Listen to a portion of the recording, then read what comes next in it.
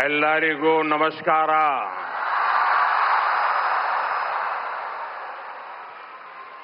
जय श्री कृष्ण.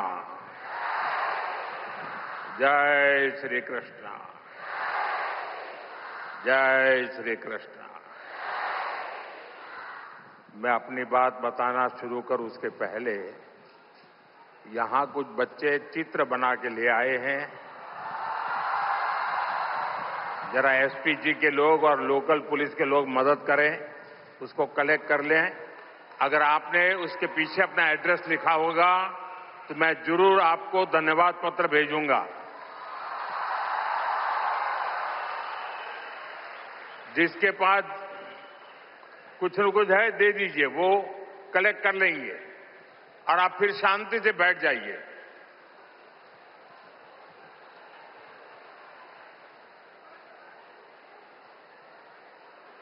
ये बच्चे इतनी मेहनत करते हैं और कभी कभी मैं उनके साथ कभी अन्याय कर देता हूं तो दुख होता है मुझे.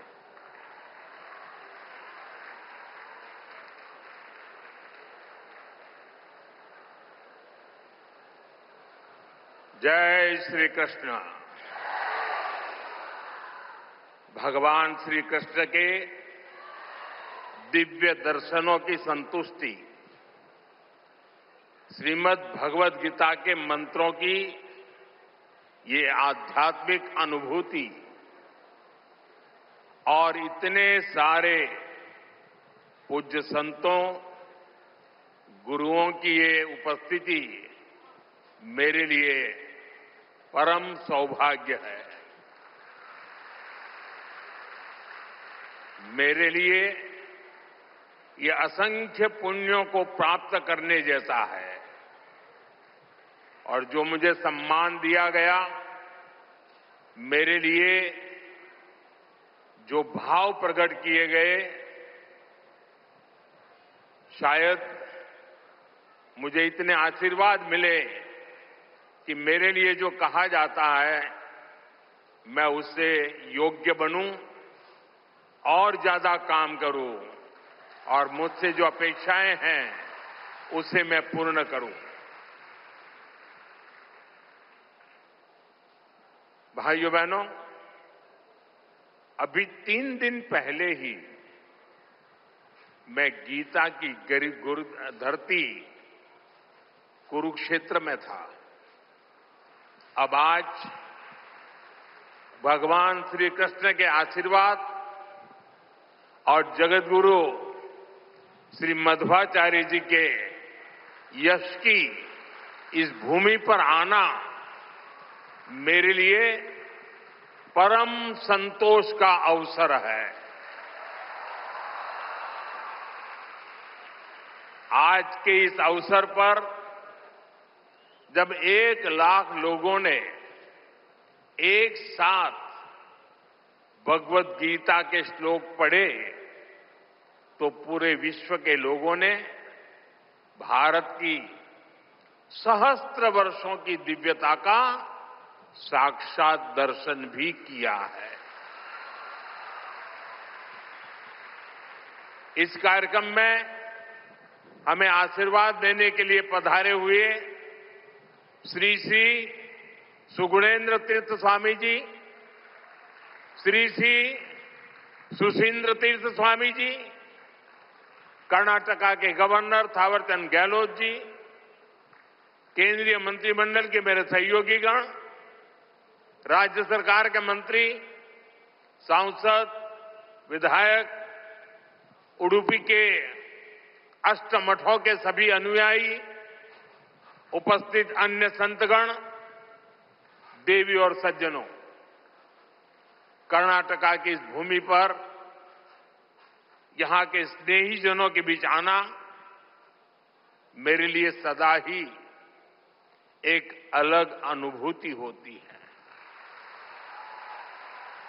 और उडुपी की धरती पर आना तो हमेशा अद्भुत होता है.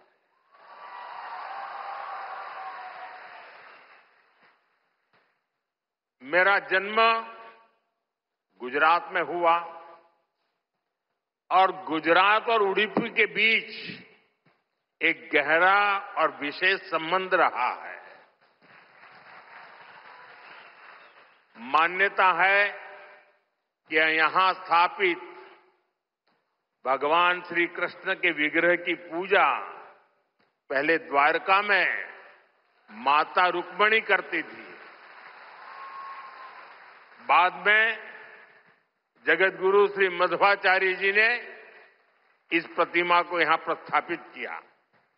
और आप तो जानते हैं, अभी पिछले ही वर्ष मैं समुद्र के भीतर श्री द्वारका जी का दर्शन करने गया था।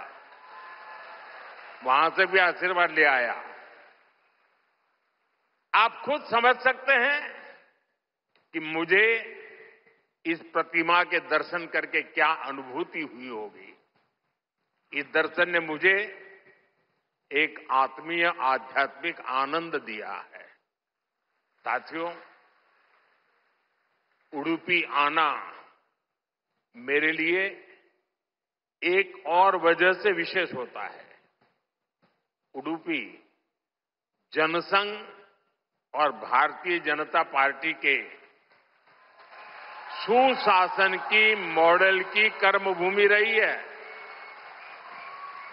1968 में उडुपी के लोगों ने जनसंघ के हमारे वीएस आचार्य जी को यहां की नगरपालिका परिषद में विजयी बनाया था। और इसके साथ ही उडुपी ने एक नए गवर्नेंस मॉडल की नींव भी रखी थी। आज हम स्वच्छता के जिस अभियान को राष्ट्रीय रूप देख रहे हैं, उसे उडुपी ने 5 दशक पहले अपनाया था।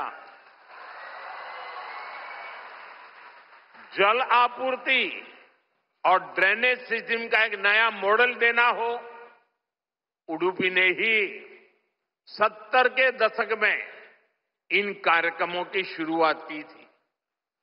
आज ये अभियान देश के राष्ट्रीय विकास का राष्ट्रीय प्राथमिकता का हिस्सा बनकर हमारा मार्गदर्शन कर रहा है।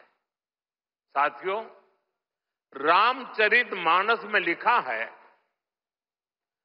कलिजुग केवल हरिगुण गाहा, गावत नर पावही भवथाहा। अर्थात कलयुग में केवल भगवत नाम और लीला का कीर्तन ही परम साधन है। उसके गायन कीर्तन से भव सागर से मुक्ति हो जाती है। हमारे समाज में मंत्रों का, गीता के श्लोकों का पाठ तो शताब्दियों से हो रहा है, पर जब 1 लाख कंठ एक स्वर में इन श्लोकों का ऐसा उच्चारण करते हैं, जब इतने सारे लोग गीता जैसे पुण्य ग्रंथ का पाठ करते हैं, जब ऐसे दैवीय शब्द एक स्थान पर एक साथ गूंजते हैं, तो एक ऐसी ऊर्जा निकलती है जो हमारे मन को, हमारे मस्तिष्क को एक नया स्पंदन, एक नई शक्ति देती है।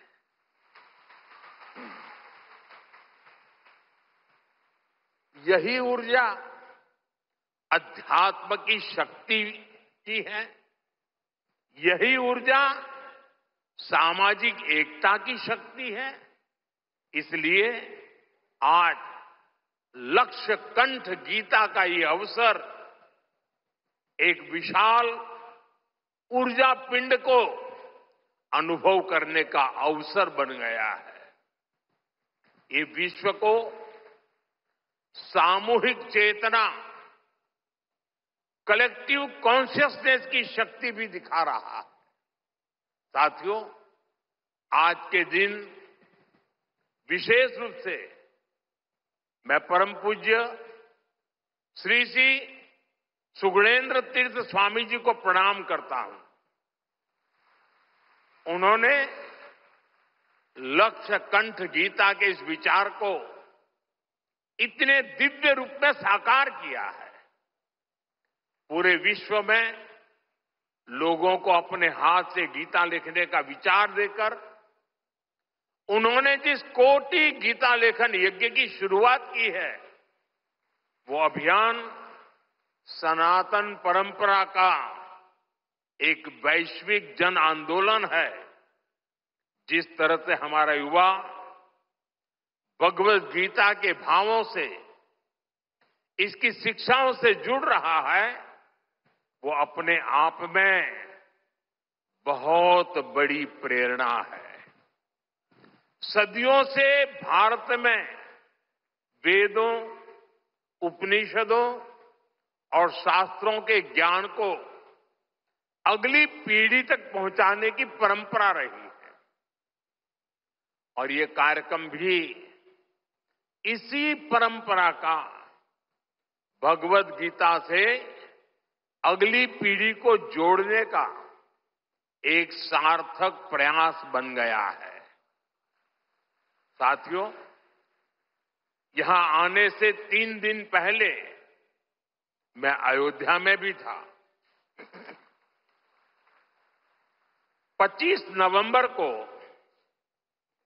विवाह पंचमी के पावन दिन अयोध्या के राम जन्मभूमि मंदिर में धर्म ध्वजा की स्थापना हुई है।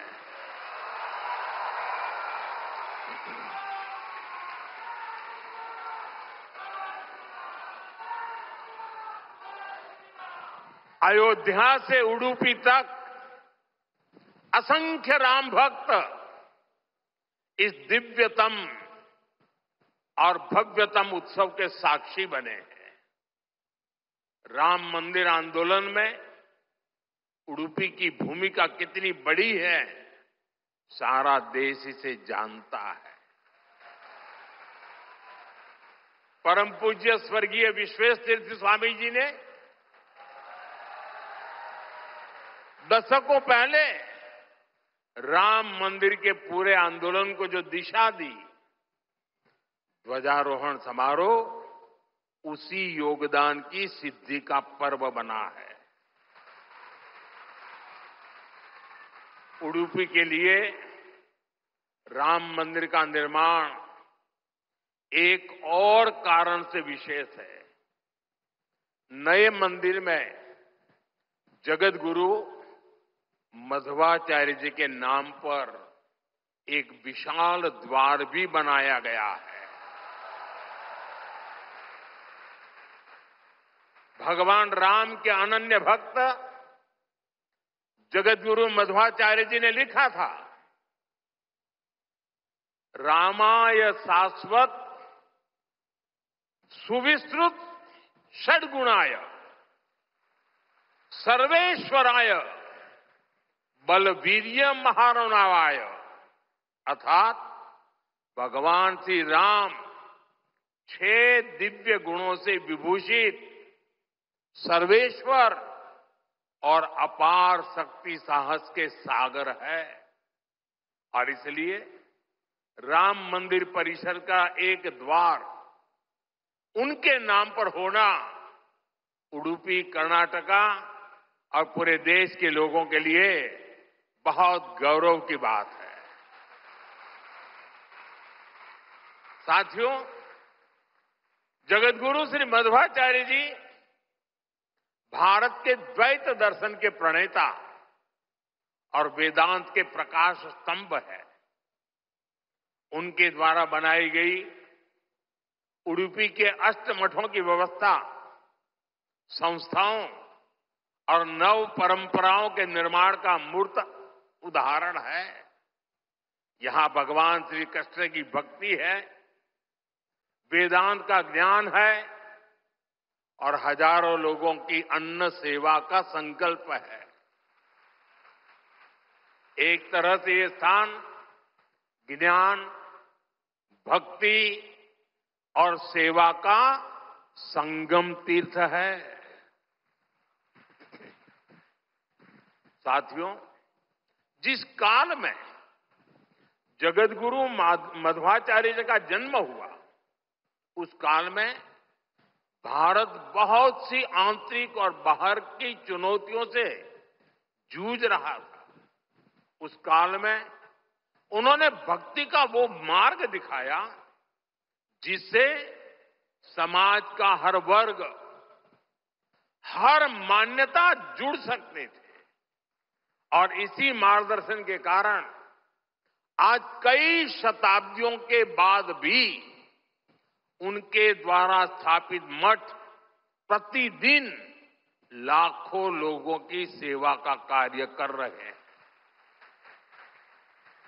उनकी प्रेरणा के कारण द्वैत परंपरा में ऐसी कई विभूतियां जन्मी हैं जिन्होंने सदा धर्म, सेवा और समाज निर्माण का काम आगे बढ़ाया। और जन सेवा की ये शाश्वत परंपरा ही उडुपी की सबसे बड़ी धरोहर है। साथियों, जगतगुरु मध्वाचार्य की परंपरा ने ही हरिदास परंपरा को ऊर्जा दी। पुरंदरदास, कनकदास जैसे महापुरुषों ने भक्ति को सरल, सरस और सुगम कन्नड़ा भाषा में जन जन तक पहुंचाया। उनकी ये रचनाएं हर मन तक, गरीब से गरीब वर्ग तक पहुंची और उन्हें धर्म से, सनातन विचारों से जोड़ा। ये रचनाएं आज की पीढ़ी में भी वैसी की वैसी ही है। आज भी हमारे नौजवान सोशल मीडिया की रील्स में श्री पुरंदरदास द्वारा रचित चंद्रचूड़ शिव शंकर पार्वती सुनकर एक अलग भाव में पहुंच जाते हैं। आज भी जब उडुपी में मेरे जैसा कोई भक्त एक छोटी सी खिड़की से भगवान श्री कृष्ण का दर्शन करता है तो उसे कनकदास जी की भक्ति से जुड़ने का अवसर मिलता है। और मैं तो बहुत सौभाग्यशाली हूं, मुझे इसके पहले भी ये सौभाग्य प्राप्त होता रहा है। कनकदास जी को नमन करने का सौभाग्य मिला है। साथियों, भगवान श्री कृष्ण के उपदेश, उनकी शिक्षा हर युग में व्यवहारिक है। गीता के शब्द सिर्फ व्यक्ति नहीं, राष्ट्र की नीति को भी दिशा देते हैं। भगवत गीता में श्री कृष्ण ने सर्वभूत हिते रताः ये बात कही है। गीता में ही कहा गया है, लोक संग्रहम एवापि संपश्यन कर्तुम अहर्षि। इन दोनों ही श्लोकों का अर्थ यही है कि हम लोक कल्याण के लिए काम करें। अपने पूरे जीवन में जगतगुरु मध्वाचार्य जी ने इन्हीं भावों को लेकर भारत की एकता को सशक्त किया। साथियों, आज सबका साथ, सबका विकास, सर्वजन हिताय, सर्वजन सुखाय, ये हमारी नीतियों के पीछे भी भगवान श्री कृष्ण के इन्हीं श्लोकों की प्रेरणा है। भगवान श्री कृष्ण हमें गरीबों की सहायता का मंत्र देते हैं और इसी मंत्र की प्रेरणा आयुष्मान भारत और पीएम आवास जैसी स्कीम का आधार बन जाती है। भगवान श्री कृष्ण हमें नारी सुरक्षा, नारी सशक्तिकरण का ज्ञान सिखाते हैं और उसी ज्ञान की प्रेरणा से देश नारी शक्ति बंधन अधिनियम का ऐतिहासिक निर्णय करता है। श्री कृष्ण हमें सबके कल्याण की बात सिखाते हैं और यही बात वैक्सीन मैत्री, सोलर अलायंस और वसुधैव कुटुंबकम की हमारी नीतियों का आधार बनती हैं। साथियों, श्री कृष्ण ने गीता का संदेश युद्ध की भूमि पर दिया था और भगवत गीता हमें ये सिखाती है कि शांति और सत्य की स्थापना के लिए अत्याचारियों का अंत भी आवश्यक है।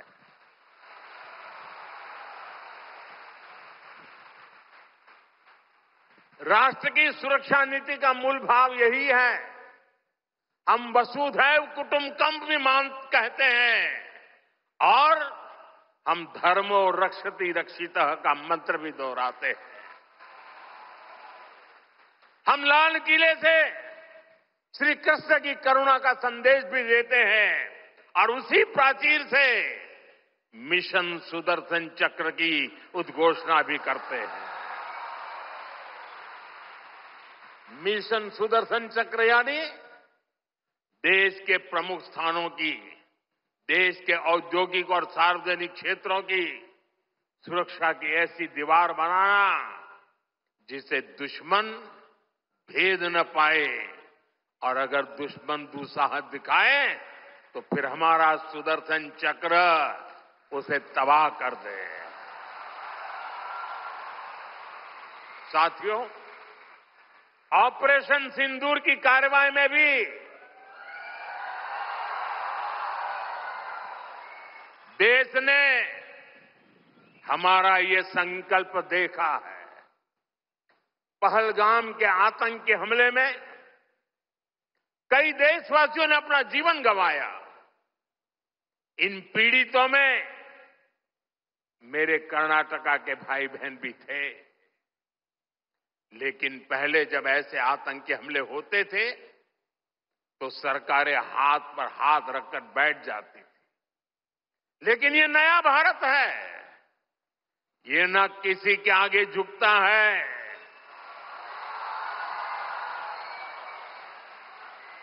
और न ही अपने नागरिकों की रक्षा के कर्तव्य से डिगता है। हम शांति की स्थापना भी जानते हैं और शांति की रक्षा करना भी जानते हैं। साथियों, भगवत गीता हमें कर्तव्यों का, हमारे जीवन संकल्पों का बोध कराती है और इसी प्रेरणा से मैं आज आप सभी से कुछ संकल्पों का आग्रह भी करूंगा। ये आग्रह 9 संकल्प की तरह है जो हमारे वर्तमान और भविष्य के लिए बहुत आवश्यक है। संत समाज जब इन आग्रहों पर अपना आशीर्वाद दे देगा तो इन्हें जन जन तक पहुंचने से कोई रोक नहीं पाएगा। साथियों, हमारा पहला संकल्प होना चाहिए कि हमें जल संरक्षण करना है, पानी बचाना है, नदियों को बचाना है। हमारा दूसरा संकल्प होना चाहिए कि हम पेड़ लगाएंगे। देश भर में एक पेड़ मां के नाम अभियान को गति मिल रही है। इस अभियान के साथ अगर सभी मठों का सामर्थ्य जुड़ जाएगा तो इसका प्रभाव और व्यापक होगा। तीसरा संकल्प कि हम देश के कम से कम एक गरीब का जीवन सुधारने का प्रयास करें। मैं ज्यादा नहीं कह रहा हूं। चौथा संकल्प, स्वदेशी का विचार होना चाहिए। एक जिम्मेदार नागरिक के रूप में हम सब स्वदेशी को अपनाएं। आज भारत आत्मनिर्भर भारत और स्वदेशी के मंत्र पर आगे बढ़ रहा है।